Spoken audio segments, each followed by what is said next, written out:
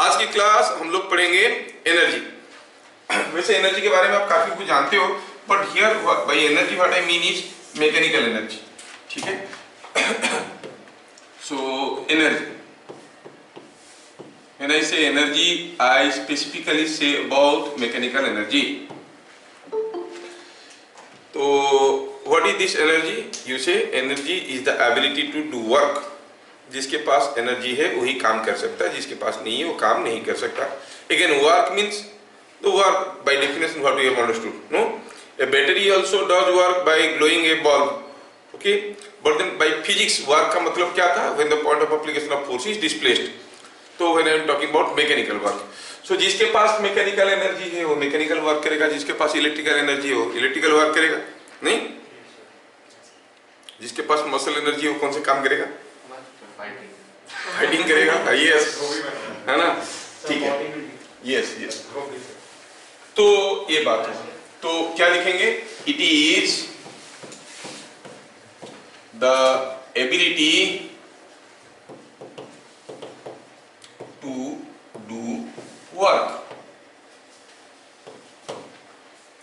तो जिसके पास एनर्जी वो काम कर सकता है।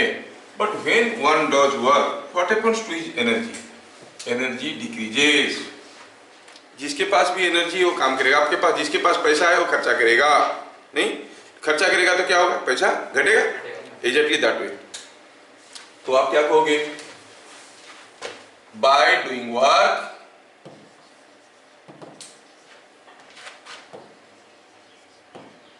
the energy of the agent, जिसके पास एनर्जी था, डिक्रीजेस। हाँ, ये समझ में आए। अब ये एनर्जी दो किस्म के होते हैं। मैकेनिकल एनर्जी की बात करें, दो किस्म के होते हैं। एक होता है काइनेटिक एनर्जी, दूसरा होता है पोटेंशियल एनर्जी। तो पहले आज हम लोग देखेंगे अबाउट काइनेटिक एनर्जी। ठीक है। काइनेटिक एनर्जी क्या है?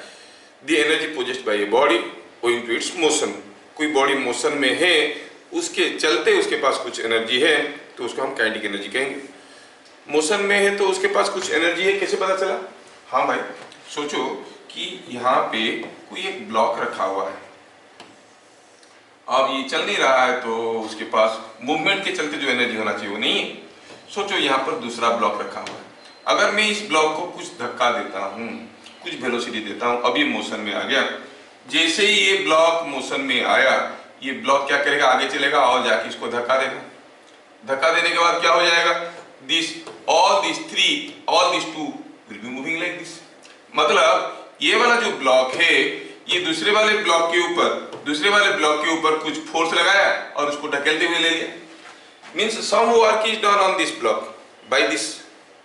तो ये कुछ वर्क कर पाया, क्यों? क्योंकि मोशन में था। तो मोशन में होने के कारण उसके पास जो एनर्जी था जिसको वर्क कर पाया, और उसके चलते क्या हुआ? जैसे ही उसको धक्का लगा के ढकेलते हुए ले जाएगा, ये भी स्लो डाउन हो जाएगा, उसका एनर्जी भी घट जाएगा। तो वही energy, the energy possessed by a body because of its motion is called kinetic energy. समझ में आया? तो क्या लिखेंगे? What is kinetic energy? The energy possessed by the body due to its motion is called kinetic energy. तो मतलब कोई भी बॉडी के पास काइनेटिक एनर्जी तब मिलेगा अगर उसके पास कोई मोशन है। तो बिना मोशन का कोई खड़ा है, मैं जैसे खड़ा हूं अभी, मेरे पास ढेर सारी एनर्जी है लेकिन काइनेटिक एनर्जी नहीं है। ठीक है। बैटरी के पास काइनेटिक एनर्जी है क्या? नहीं, बैटरी तो लगा है टॉर्च के अंदर, उसके पास कहाँ काइनेटिक एनर्जी है? फेंक के मारेंगे किसी बैटरी को, जाके आपके सर पे लगेगा और वहां पर गुब्बारा बना देगा, तो हम कहेंगे हाँ उसका काइनेटिक एनर्जी से गुब्बारा बनता है। नहीं, लेकिन उसका इलेक्ट्रिकल एनर्जी से गुब्बारा नहीं बनता है। बनता किससे? काइनेटिक एनर्जी से। That kinetic energy is owing to motion. अब ये काइनेटिक एनर्जी के बारे में आप लोगों को सब कुछ मालूम है। The kinetic energy of a body is given by half mv²। ध्यान रहे, v is velocity of centre of mass. हम लोग बात कर रहे हैं ट्रांसलेशनल मोशन का, centre of mass.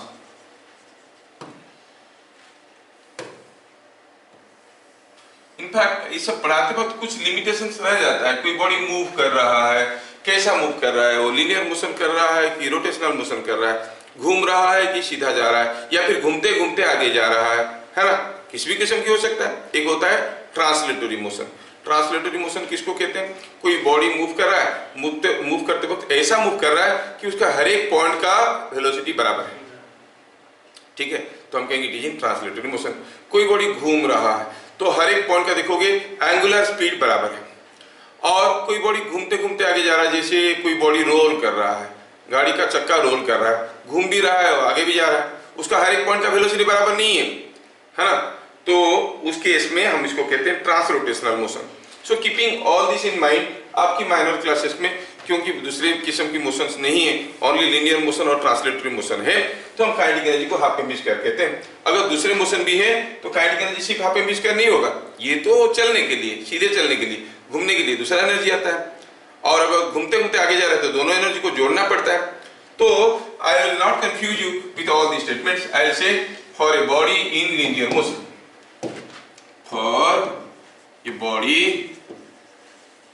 in linear motion, body in linear motion, कोई बॉडी अगर लीनियर मोशन में है तो हम कहेंगे the kinetic energy is given by half m v square, है ना। Translate linear motion means translatory motion, और it is given by p square by 2m, शायद ये भी आप लोग जानते हो। इसमें p क्या है, पावर है कि प्रेशर है? अरे अगला टेस्ट है न्यूटन सेकेंड लॉ, मोमेंटम। क्या है इसमें v क्या है, वोल्टेज है कि वॉल्यूम है? हाँ वेलोसिटी मालूम होना चाहिए। अरे इसको कोई बोल दिया power, P square by 2m, p क्या होता है, मोमेंटम। ये चीजें हम जानते हैं। अब काइनेटिक एनर्जी के बारे में कोई नया चीज नहीं है, मास दिया रहेगा, वेलोसिटी दिया रहेगा, तो काइनेटिक एनर्जी आप निकाल सकते हो, इसमें कोई दो राय नहीं है, सिंपल सा फॉर्मूला है ना। अच्छा, मैं अब थोड़ा सा एक्स्ट्रा पॉइंट आपको देना चाहता हूं। सपोज हम कहेंगे पॉइंट नंबर 4 में एक इंटरेस्टिंग फैक्ट हम लोग यहां पर देखेंगे। सपोज हम कहेंगे यहां पे कोई एक मास था, ये मास m, ये मान लो कि u वेलोसिटी में जा रहा था, आपने इसको ढकेला कुछ फोर्स F लगा के, तो ढकेलने के कारण क्या हुआ, उसका स्पीड बढ़ने लगा।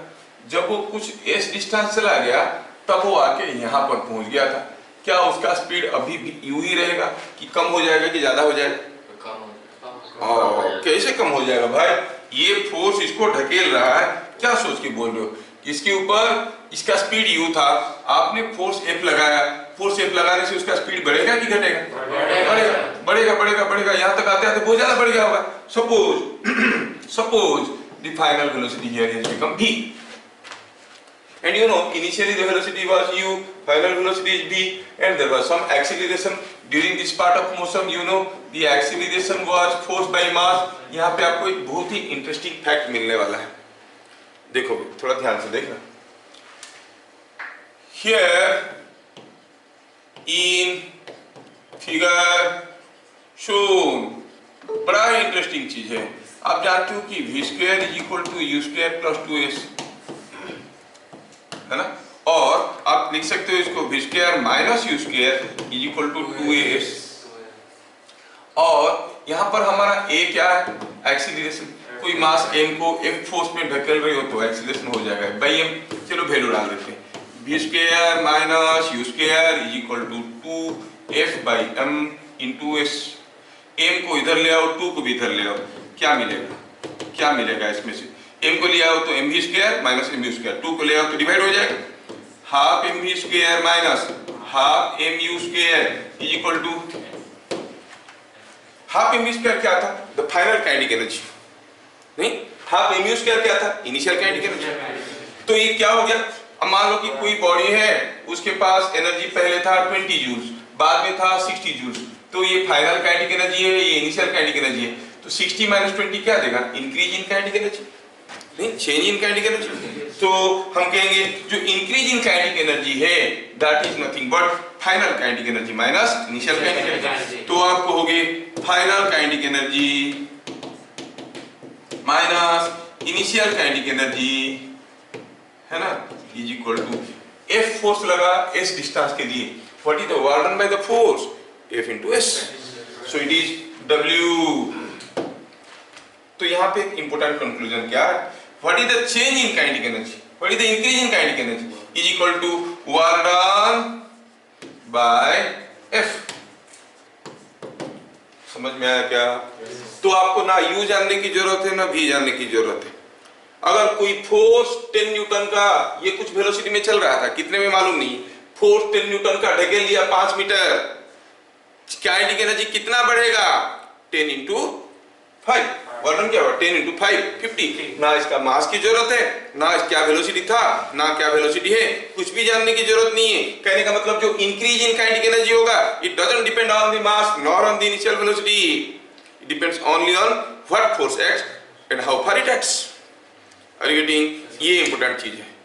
Kinetic energy depends upon mass and speed, but then change in kinetic energy does not depend upon mass and speed. कितना इंटरेस्टिंग है, change in kinetic energy depends upon what force is acting and how far it is acting.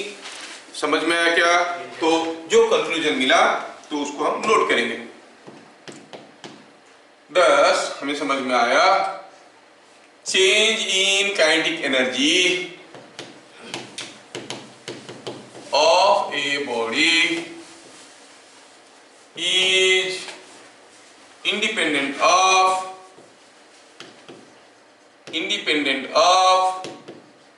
its mass and initial or final speed। कैसे sir? ये तो depend करता है half m v square minus half m u square. हाँ depend तो करता है, but practically उनके ऊपर डिपेंड नहीं करता है। समझ में आया? जैसे चेंज इन मोमेंटम था, final momentum minus initial momentum, but change in momentum क्यों होता है, how much force is acting for how much time it is acting, force into time gives you change in momentum irrespective of the mass, है कि नहीं?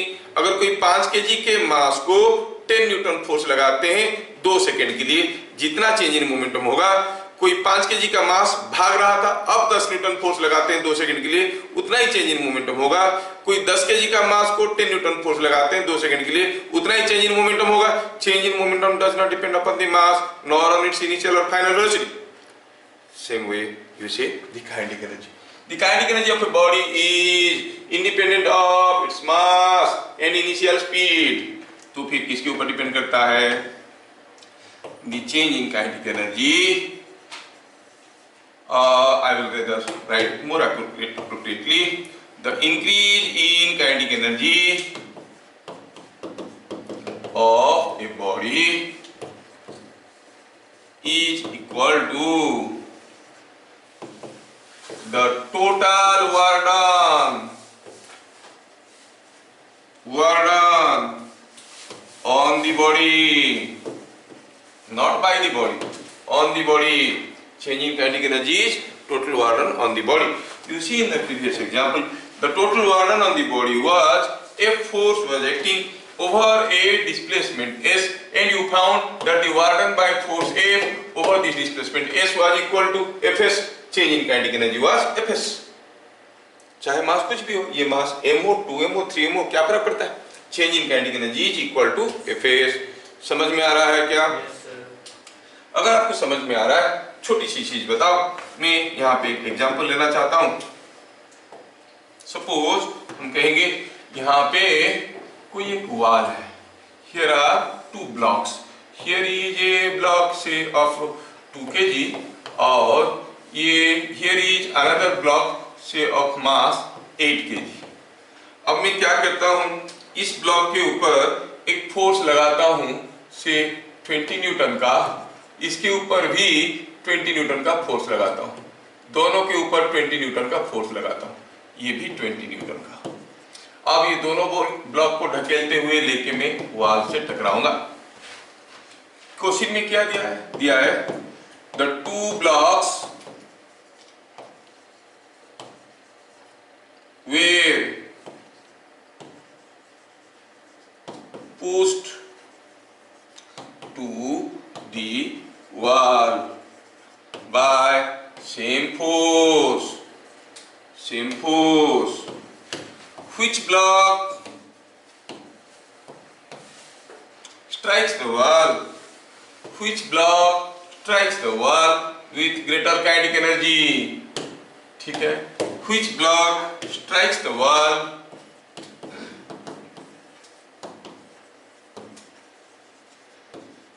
with greater kinetic energy? क्या आप में से कोई मुझे बता सकता है? दो ब्लॉक है, एक 2 kg का, एक 8 kg का, 8 kg का, दोनों को बराबर फोर्स धकेलने लगे, दोनों जाके वॉल को टकराएंगे। कुछ देर के बाद कौन सा बॉल वह ब्लॉक वॉल को ज्यादा काइनेटिक एनर्जी से मारेगा? Yes yes yes yes. तो देखो तो यहाँ पर जो इनिशियल काइनेटिक एनर्जी था for 2 kg it was same as the final kinetic energy of 2 sorry initial kinetic energy of 8 kg। ये जो इनिशियल काइनेटिक एनर्जी था 2 kg का, that is same as initial kinetic energy of 8 kg and that was 0. Work done on 2 kg, ये displacement कितना है मालूम नहीं है, लेकिन जो भी है दोनों का बराबर है, is equal to work done on 8 kg, है कि नहीं? इसका मतलब change in kinetic energy of 2 kg is equal to change in kinetic energy of 8 kg। क्या ये सबको समझ में आ रहा है? Change in kinetic energy is again final kinetic energy minus initial kinetic energy. दोनों का इनिशियल काइनेटिक एनर्जी बराबर है, मतलब दोनों का फाइनल काइनेटिक एनर्जी भी बराबर ही रहेगा, मतलब both will strike the wall with same kinetic energy. क्या ये बात समझ में आ रहा है? Is it understood? यस। तो क्या लिखेंगे? thus both strike wall with same kinetic energy। क्या मुझे कोई बताएगा इनमें से कौन सा ब्लॉक ज्यादा मोमेंटम में मारेगा? Which block will strike the wall with greater momentum? Which block will strike the wall with greater momentum? Same figure में कर रहा हूं दोबारा। देखो ये ही था जो था वही है, ये 8 kg था, ठीक है। अब इनमें से कौन ज्यादा मोमेंटम में मारेगा? इनिशियल मोमेंटम दोनों का बराबर था, नहीं बराबर था कि नहीं? 0 था। अब जिसका फाइनल मोमेंटम ज्यादा है, चेंज इन मोमेंटम किसका ज्यादा होगा? चेंज इन मोमेंटम का क्या फॉर्मूला था? Force into time. बराबर फोर्स आ रहा है, क्या दोनों को बराबर समय लगेगा वॉल के पास जाने के लिए? किसको ज्यादा समय लगेगा? 8 kg को ज्यादा समय लगेगा। 2 kg ढकेला जाएगा, 20 न्यूटन का फोर्स है, एक्सीलरेशन ज्यादा है, 2 kg जल्दी पहुंच जाएगा, कम समय लगेगा, change in momentum will be less. 2 kg का चेंज इन मोमेंटम कम होगा, 8 kg का चेंज इन मोमेंटम ज्यादा होगा। मतलब फाइनल मोमेंटम किसका ज्यादा होगा? 8 kg का कि 2 kg का? 8 kg का, है ना? 8 kg का फाइनल मोमेंटम ज्यादा होगा, दोनों का काइनेटिक एनर्जी बराबर होगा, फाइनल काइनेटिक एनर्जी। अगर ऐसे भी सोचेंगे दोनों का काइनेटिक एनर्जी बराबर है और हमें मालूम है कि जो kinetic energy is given bye p²/2m, दोनों का काइनेटिक एनर्जी फाइनली बराबर है, जिसका मास कम है उसका मोमेंटम कम हो जाएगा, क्योंकि मोमेंटम क्या होता है? काइनेटिक एनर्जी इनटू m, है कि नहीं? काइनेटिक एनर्जी दोनों का बराबर है, जिसका मास ज्यादा होगा उसका मोमेंटम ज्यादा होगा। यहाँ पर किसका मोमेंटम ज्यादा होगा अभी हम देखें? 8 kg का, क्योंकि मास ज्यादा है। Either way you can understand. समझ में आ रहा है? ये चीजों को बुक में कभी हाईलाइट नहीं किया गया है। Momentum depends upon mass and velocity, okay. Kinetic energy depends upon mass and speed, that's okay. But change in momentum, change in kinetic energy does not depend on mass nor on its initial velocity. It depends upon what force is acting, how far or how long it is acting. कितने समय के लिए आ रहा है, that will decide the change in momentum. कितना दूर तक force आ रहा है, that will decide the change in kinetic energy. समझ में आ गया? फाइन। अगर ये समझ में आया तो आपको ये क्वेश्चन बताना है। अगला क्वेश्चन, सपोज हम कहेंगे यहाँ पे कोई एक इंक्लाइन प्लेन है और यहाँ पे कोई एक ब्लॉक है से 4 kg का। ये 4 kg के ब्लॉक को आपने क्या किया? एक फोर्स लगाया, कितना? सपोज यू अप्लाइड सब 100 न्यूटन फोर्स और दिया क्या है कि दिस इज गिवन 4 मीटर, ये है 3 मीटर, ठीक है, ठीक है, ऐसा दिया है, ठीक है।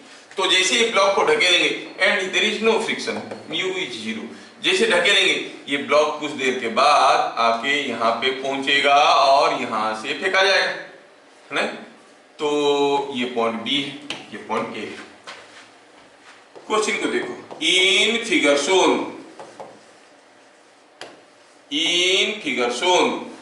The block was pushed from A to B. Find from rest. Find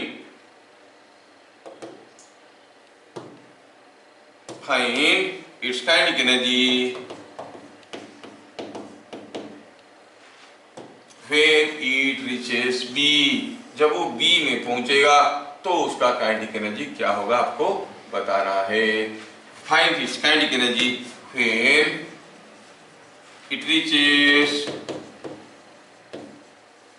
B। Solution देखना है, फॉर्मूला क्या लगाना है, change in kinetic energy is equal to work done on block. Change in kinetic energy मतलब final kinetic energy minus initial kinetic energy. ये final kinetic energy हमें पता करना है, फाइनल काइनेटिक एनर्जी क्या है ये हमें पता करना है, फाइनल काइनेटिक एनर्जी हमें पता करना है। इनिशियल काइनेटिक एनर्जी क्या था, 0 फ्रॉम रेस्ट किया। अच्छा, तो हम कहेंगे final kinetic energy minus initial kinetic energy is change in kinetic energy out of which this is 0 work done on the block. Block के ऊपर कितने टू फोर्स आ रहे हैं, how many forces are acting on the block, 3 forces आ रहे हैं।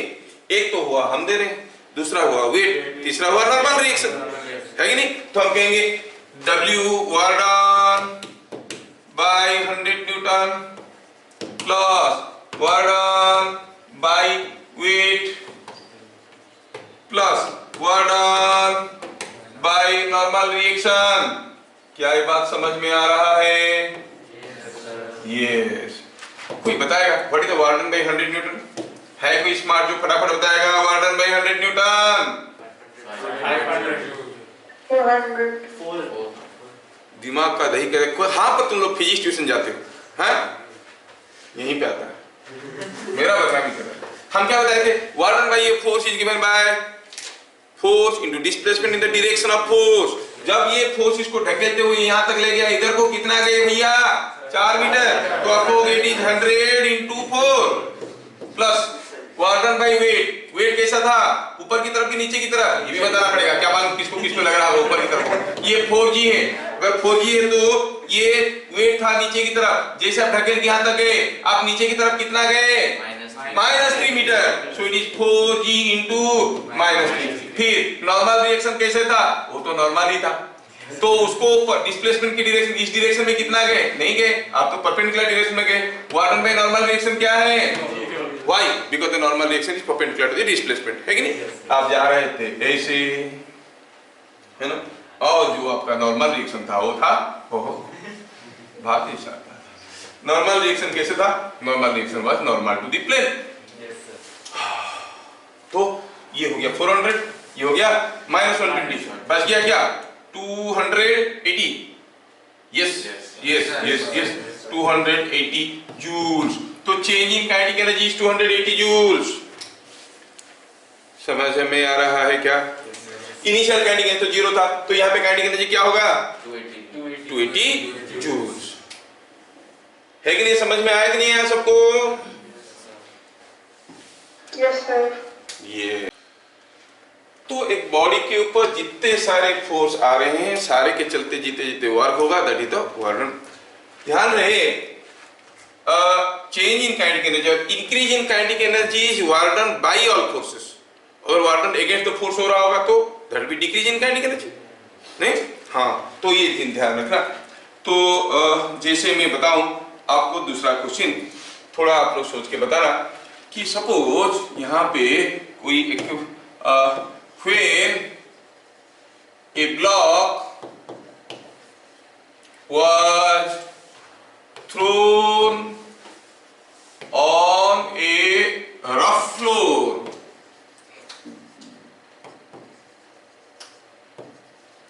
with a speed v0, it stops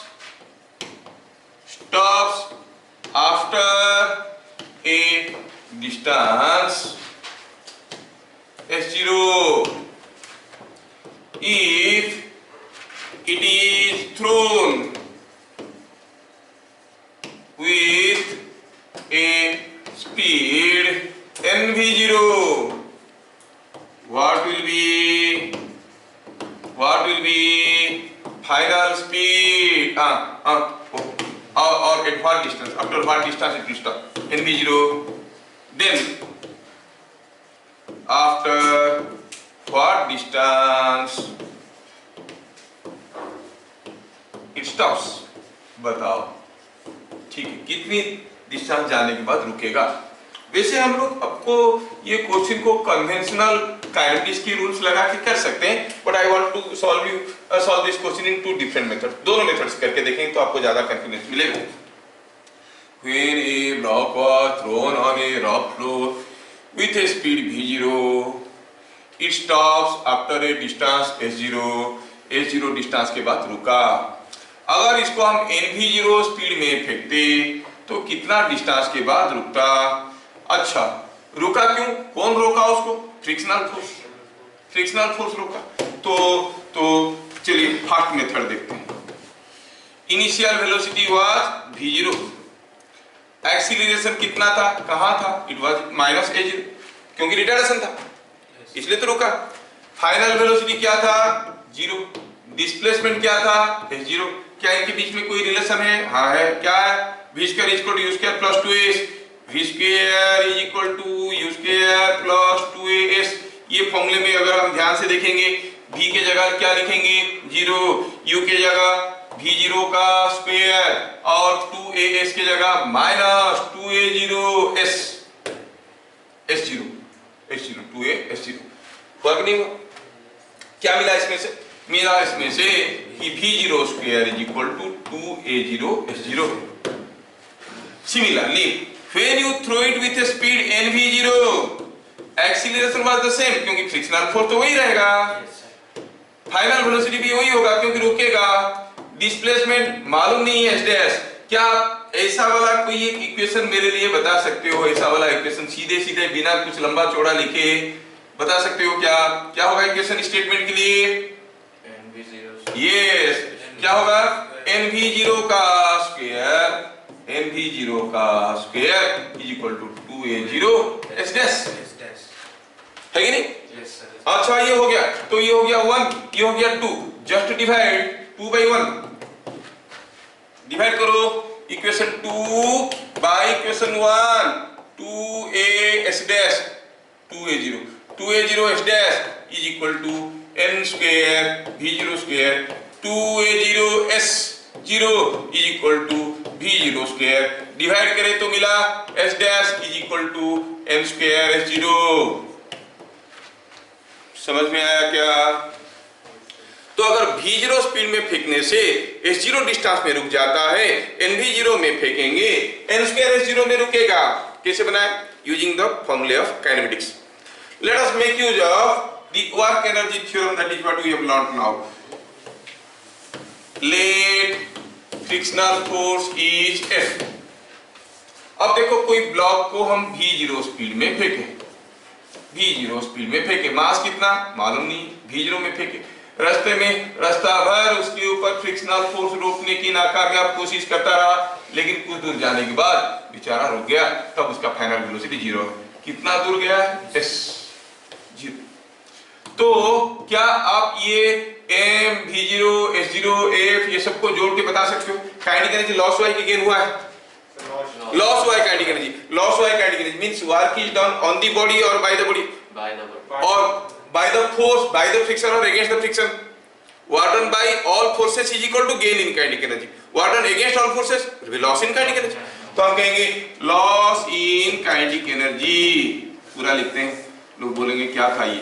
Loss in kinetic energy is work done against friction, work done against friction है कि नहीं, वार्क done against friction is loss in kinetic energy. Loss in kinetic energy कितना हुआ, शुरू में था half mv0², बाद में था 0 नहीं।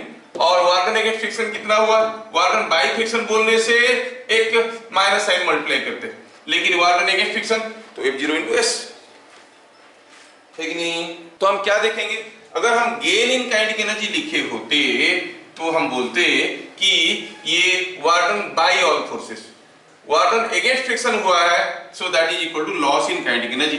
मतलब शुरू में कुछ था, बाद में कुछ नहीं, this is equal to this. इसमें से क्या इक्वेशन मिला हमें, इसमें मिला half mv0² is equal to frictional force into S0। The second case में when it is thrown with a velocity nv0, तब भी फ्रिक्शनल फोर्स वही था, कितना दूर पे रखा, h' में रुका, तो क्या लिखेंगे, half mnv0² is equal to frictional force into h'। समझ में आ रहा है क्या, फ्रिक्शनल फोर्स इनटू h'। फिर से डिवाइड कर दो, ये इक्वेशन 1 है, इक्वेशन 2 है, डिवाइड कर दोगे तो फ्रिक्शनल फोर्स, मास सब कुछ कैंसिल हो जाएगा, आपको मिलेगा h' is equal to n² S0।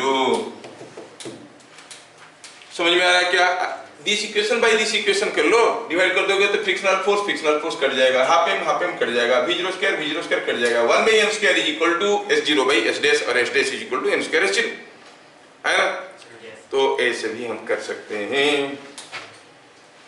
अच्छा, तो अगर मैं आपको ऐसा एक दूसरा क्वेश्चन देता हूं, ये देखने के लिए कि तुम लोग कैसे करते हो इसको।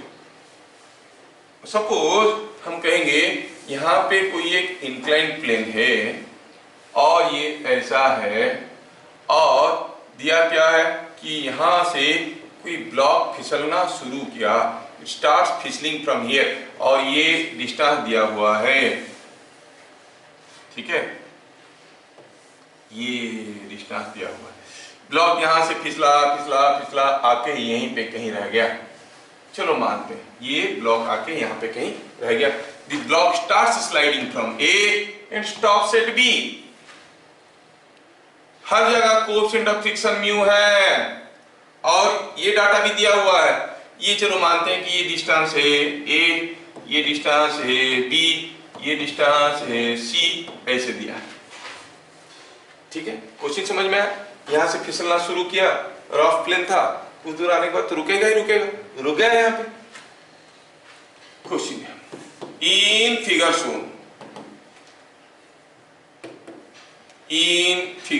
शोन the block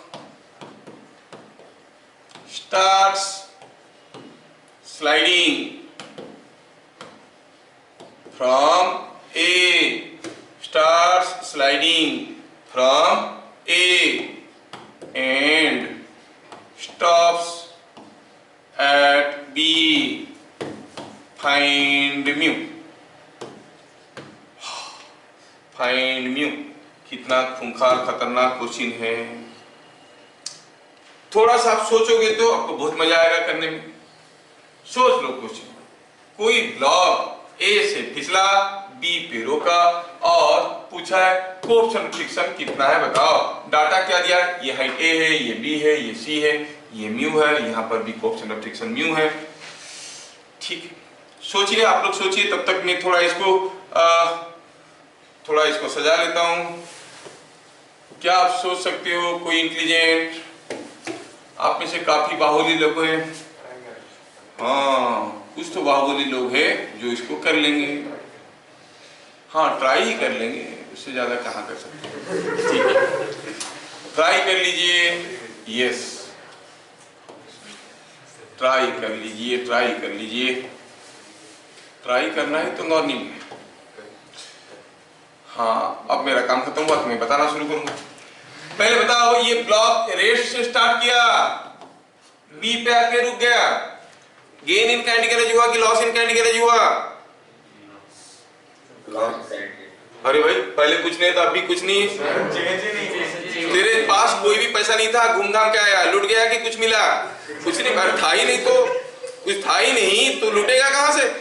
उसके पास ना कोई काइनेटिक एनर्जी था ना कोई काइनेटिक एनर्जी है ना। तो there is no change in kinetic energy. हम जानते हैं कि change in kinetic energy equal to work done by forces, gain in kinetic energy is work done by forces, loss in kinetic energy is work done against forces.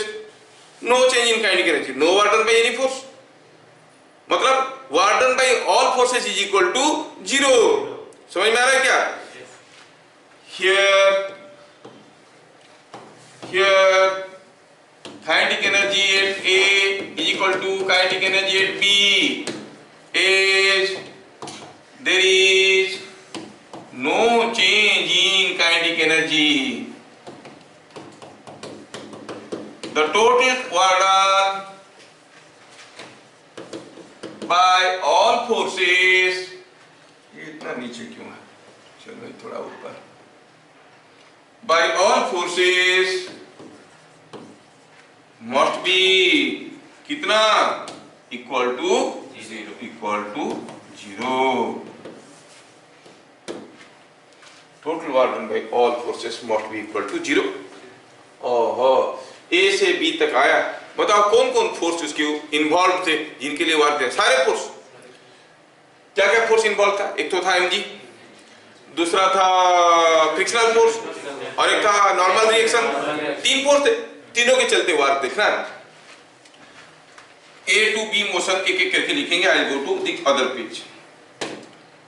A to B motion. हाँ, तो मैं थोड़ा figure को दोबारा यहाँ पे कर देता हूँ ताकि आपको समझने में कोई दिक्कत ना हो। ये डिस्टेंस A था, ये B था, ये C था, कोएफिशिएंट ऑफ फ्रिक्शन हर जगह म्यू था, ब्लॉक आके यहाँ पर रुका है, मास दिया नहीं है, you can assume the mass to be m, दिया नहीं है। अच्छा, A to B, यहां से यहां तक की बात चल रहा है, यहां से यहां तक की बात चल रहा है। वर्क डन बाय ग्रेविटी कितना होगा? कोई तो बताए। वर्क डन बाय mg कितना होगा? यहां से यहां तक आने में mg के डायरेक्शन में कितना गया है? It is mg, so mg खत्म आ mg। अच्छा, work done by normal reaction कोई बताएगा? अरे हर वक्त नॉर्मल रिएक्शन तो इसको यस यस यस यस, हर वक्त नॉर्मल रिएक्शन जो है वो क्या था? It was normal reaction, always it was perpendicular to the displacement is equal to 0. Work done by frictional force हुआ है कि against frictional force हुआ है? Against। लेकिन हमें क्या निकालना है? Work done by frictional force। Positive आएगा कि नेगेटिव आएगा? नेगेटिव। अच्छा, A से यहां तक आने में work done against frictional force कितना होता है? बिल्ली जैसे मत करो। Frictional force into displacement mu m g l बताए थे कि नहीं? थीटा के ऊपर डिपेंड नहीं करता। प्रीवियस क्लास में ऐसा क्वेश्चन किए थे कि नहीं किए थे? यहां से फिसले या यहां से फिसले, work done depends upon base length. बताए थे कि भूल गए? बताए थे। तो देखो ये चीज तो बुक में नहीं है, एक्स्ट्रा पॉइंट से। तो कोई बताएगा यहां से यहां तक आने में work done by frictional force कितना होगा? Mu m g b. ये क्या बाय फ्रिक्शनल फोर्स है? अगेंस्ट नहीं, तो हम कहेंगे यहां से यहां तक आने में बाई फ्रिक्शनल फोर्स कितना वर्क हुआ? दिस। अच्छा, यहां से यहां तक जाने में ये रास्ते में इसके ऊपर फ्रिक्शनल फोर्स आ रहा था म्यू एम जी, और ये कितना दूर गया? सी। तो कितना होगा? Minus mu m g into C. समझ में आया क्या? Total work done by all forces is equal to 0, मतलब this plus this is equal to 0। सबको जोड़ो, तोड़ो, सजा के देखो क्या आ रहा है। ये देखा, फटाफट कुछ लोगों को समझ में आ गया। Total work done by all forces. चलो भैया तू इधर, ठीक है। Total work done by all forces equal to 0, मतलब आपको होगे it is mga plus minus mu m g b minus mu m g c is equal to 0। क्या समझ में आ रहा है? तो आप कहोगे एम जी तो खा गया दोनों तरफ से, म्यू क्या निकला? ए बाय B plus है कि नहीं? इंटरेस्टिंग क्वेश्चन, सबको समझ में आया? देखो ये एडवांस लेवल की क्वेश्चन हो गया, क्योंकि हम लोग ये डायरेक्ट कांसेप्ट सब यूज किए। म्यू एम जी बी कैसे हुआ, ये म्यू एम जी बी कैसे हुआ, सबको समझ में आ रहा है क्या?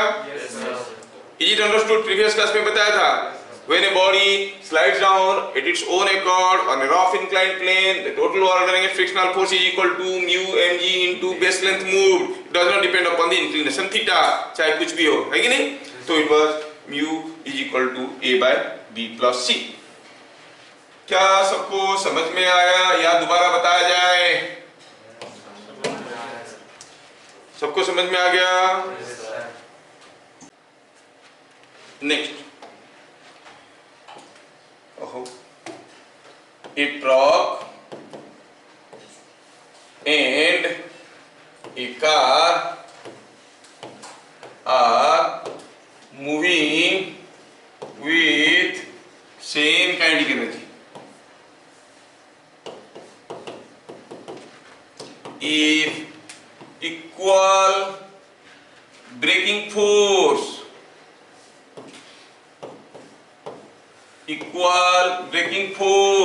is applied, which one will stop? In lesser distance,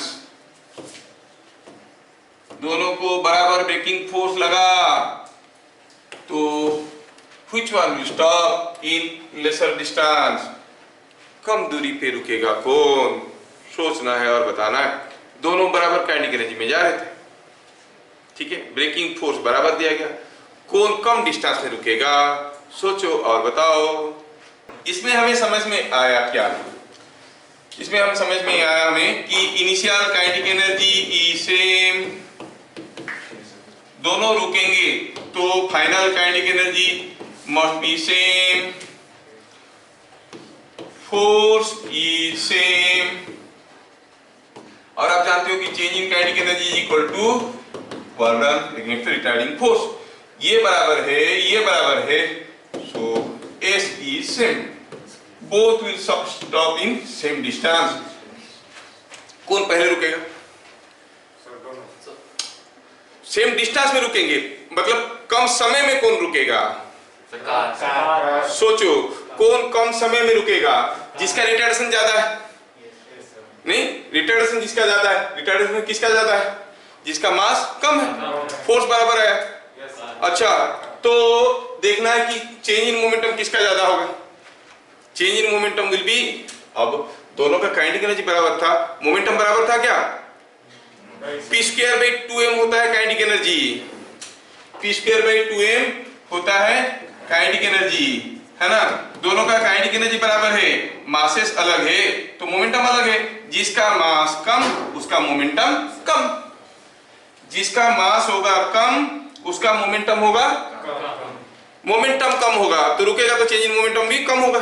change in momentum कम किसका होगा? जो पहले रुकेगा, क्योंकि सेम फोर्स आ रहा है, force into time is change in momentum. तो जिसका चेंज इन मोमेंटम कम हुआ उसके ऊपर फोर्स कम समय के लिए आया होगा। तो चेंज इन मोमेंटम किसका कम हुआ? जिसका मास कम है। जिसका मास कम हुआ मतलब कार का मास कम है, उसका चेंज इन मोमेंटम कम होगा। चेंज इन मोमेंटम कम होगा मतलब उसके ऊपर फोर्स कम समय के लिए आया। क्यों? क्योंकि रुक गया। तो car will stop earliest but both will stop at the same distance. पहले कार आएगा, भाग के स्विंग रुक जाएगा, ट्रक धीरे धीरे धीरे धीरे आएगा, वहीं पे रुकेगा। पहले कार आएगा, स्विंग रुक जाएगा, फिर ट्रक आएगा धीरे धीरे, ट्रक एक ही जगह रुकेंगे, लेकिन पहले आके कार रुक जाएगा, फिर ट्रक आके रुकेगा और एग्जैक्टली सेम पोजीशन पे रुकेगा। Are you getting? चीजों को मस्ती में मत लो, समझो चीजों। पहले कार रुक जाएगा, भाग के एक जगह, ट्रक धीरे धीरे आके वहीं पे रुकेगा। ठीक है, ये आपको समझ में आ गया। ठीक है, अब पोटेंशियल एनर्जी देखना था, but then we shall see some more questions on kinetic energy. चलिए काइनेटिक एनर्जी का ये क्वेश्चन देखते हैं। सपोज हम कहेंगे ये कोई एक इंक्लाइंड प्लेन है and this is what is a lift, और ये लिफ्ट रेस्ट में था, इसके ऊपर कोई एक ब्लॉक था जिसका मास m है, यहाँ पर कोएफिशिएंट ऑफ फ्रिक्शन म्यू है, यहाँ पर एंगल थीटा है, lift was at rest, lift starts moving with an acceleration a0, lift starts moving with an acceleration a0, ठीक है। पूछा है the block does not slide on the rough incline,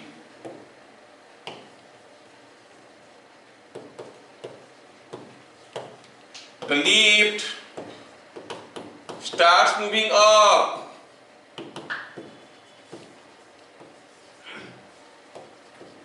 from rest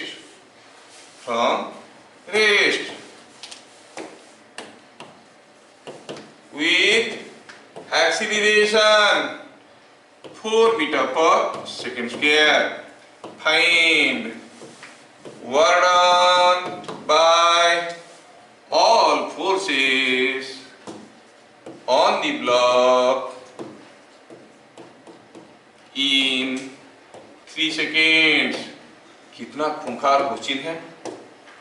ओहो, block के ऊपर कितने सारे फोर्स आ रहे हैं, ब्लॉक स्लाइड नहीं कर रहा है, इंक्लाइन प्लेन पे रेस्ट पे। क्या आप गेस कर सकते हो क्या क्या फोर्स आ रहे हैं? वेट तो आ रहा होगा, वेट, नॉर्मल रिएक्शन और एक frictional force, 3 force.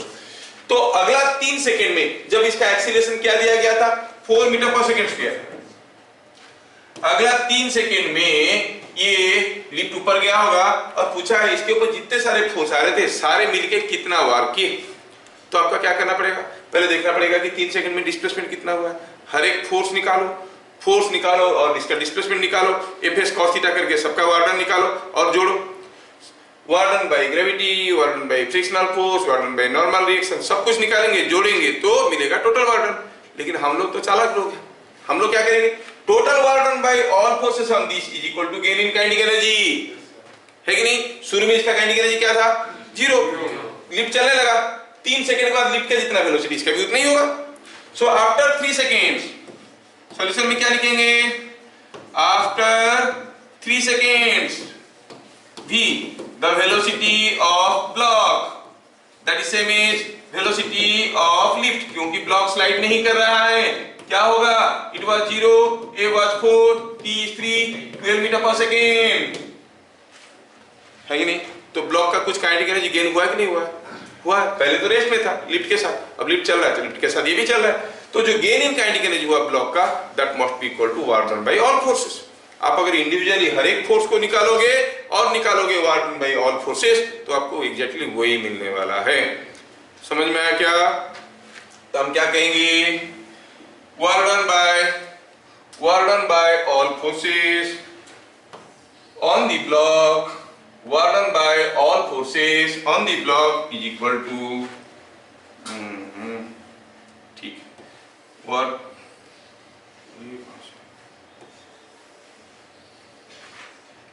done by all forces on the block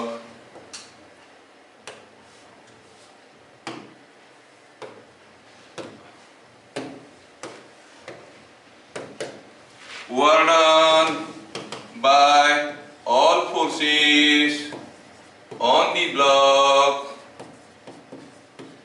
is equal to gain in kinetic energy that is half। ये मास कितना था और ये ब्लॉक का मास नहीं दिया है क्या, कैसे करेंगे तो करना पड़ेगा। मान लो कि ब्लॉक का मास था 2 kg, क्वेश्चन में दिया हुआ है इट इज हाफ 2 into 12 का स्क्वायर दैट इज 144 जूल्स। क्या चीजें समझ में आ रहा है? हाँ यस। तो ब्लॉक का कितना काइनेटिक एनर्जी गेन हो जाएगा that is equal to the work done कितना हुआ, वार डन हो गया हाँ 144 जूल्स, यस।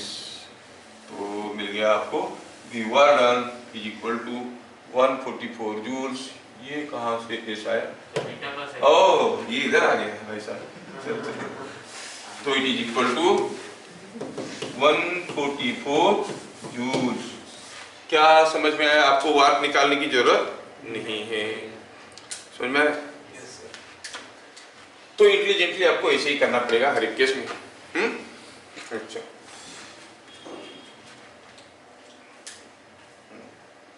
ठीक है। तो ये अगला क्वेश्चन करते हैं।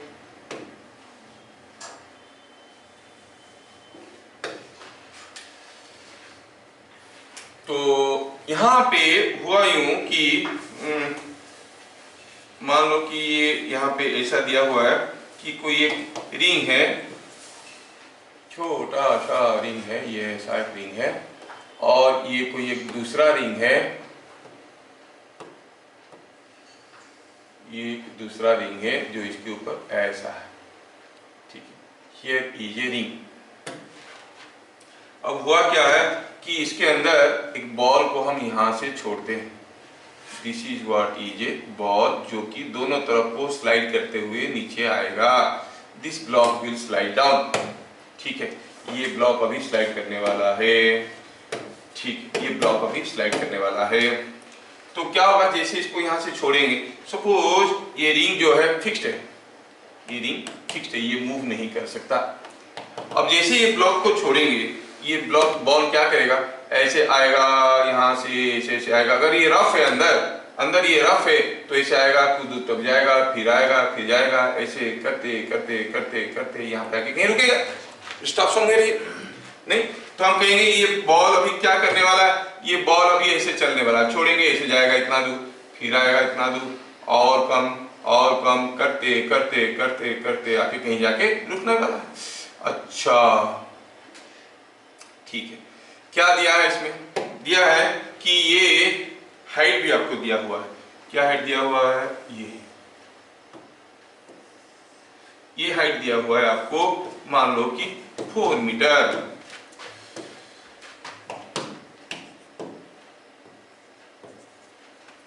Question, the ball of mass 1 kg or 2 kg was released from a inside a rough tube held in a vertical plane. The ball experiences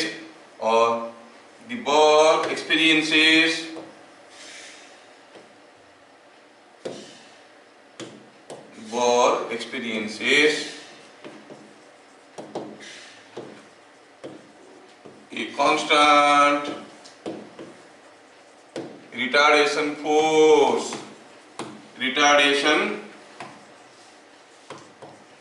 force of 6 Newton. After so many oscillations,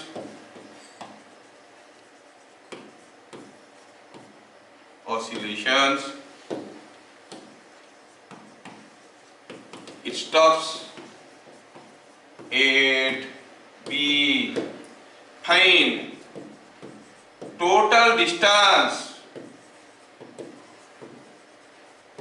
moved by the ball. क्या आप लोग बना सकते हो?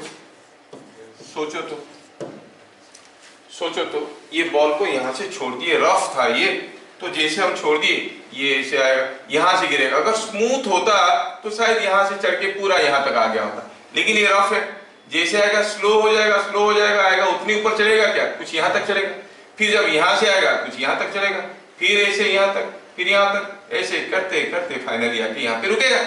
यह कि ball यहाँ पे रुका। तो गया कैसे, बॉल का मोशन कैसा हुआ? The motion was something like this. यहाँ से शुरू किया था, it goes like this, then comes like this, then like this, है ना, ऐसे करके ये बहुत सारा ऑसिलेशन किया और करने के बाद आके इसके लिए जगह नहीं है, थोड़ा इसको जगह बना देते हैं, ये लोग तंग करते हैं कभी कभार। यस, हाँ चलो,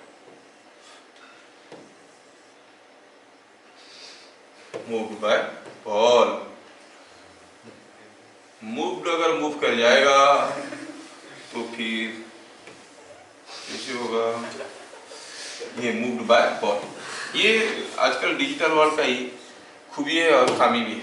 तो ये बॉल इसके अंदर ऐसे ऐसे ऑसिलेट करते करते करते यहाँ पे रुक गया। कितना डिस्टेंस गया, यहाँ से गया ये डिस्टेंस प्लस ये डिस्टेंस प्लस ये डिस्टेंस, ये सारा को जोड़ के आपको बताना है कि वो कितना डिस्टेंस गया है।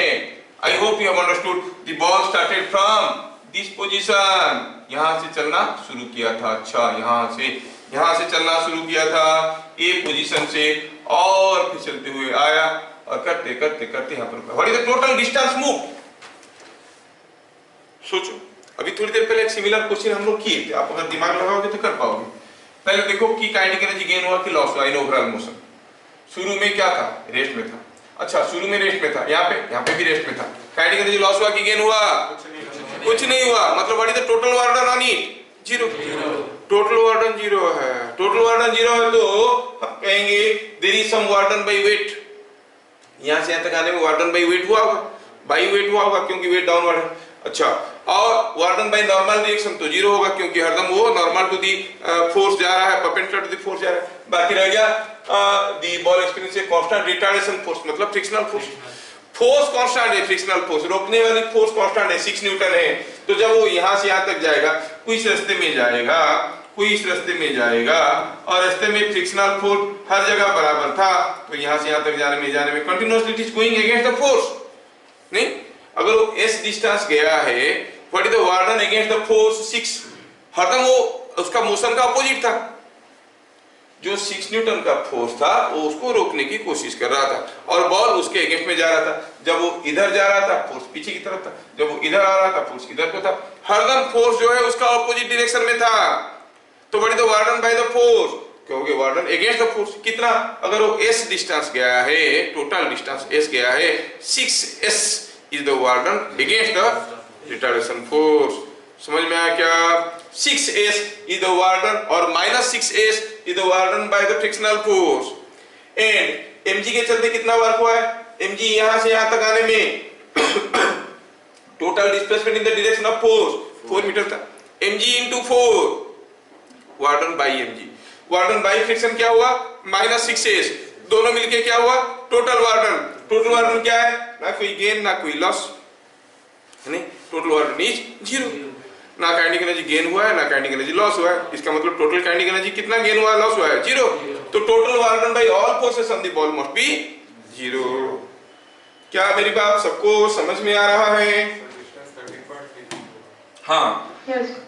तो मेरा कहने का मतलब है, देखो जो काइनेटिक एनर्जी को आप जानते थे उसको लेके कितना खूंखार क्वेश्चन बन सकता है। हम कहेंगे यहाँ पे, कहेंगे for A to B motion, for